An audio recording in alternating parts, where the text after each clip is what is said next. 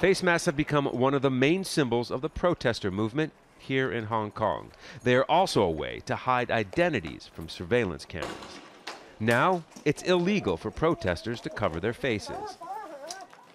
Their protests have become increasingly violent. Initial peaceful rallies, the largest ever seen here, calling for the withdrawal of a proposed extradition law, have escalated into running battles and vandalism. Their demands became more of a broad pushback against what protesters see as growing control from Beijing. Chief Executive Carrie Lam has turned to a British colonial-era emergency law not used since riots in 1967.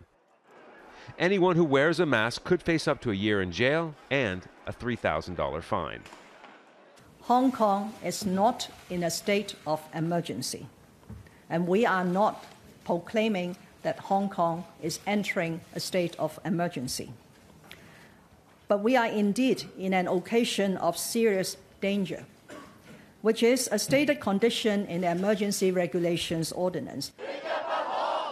Many of the protesters said that they were not deterred by the emergency law and will carry on as before.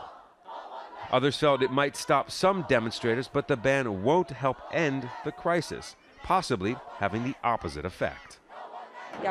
I think some people would be afraid of bearing the legal consequences and are not going to protest in the future.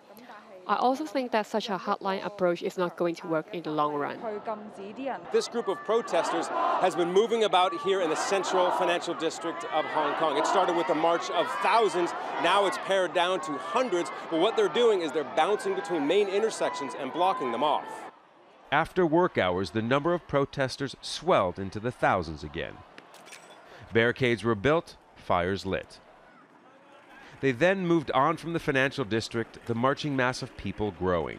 The majority of the protesters ended up in Causeway Bay, clogging the streets and vandalizing MTR subway stations and businesses the protesters view unsympathetic to their movement. As routine now, riot police came in to push the protesters out. Most left, but small numbers faded into the smaller streets. And with the announcement of more protests planned for this weekend, it's a routine that will probably be repeated. Scott Heidler, Al Jazeera, Hong Kong.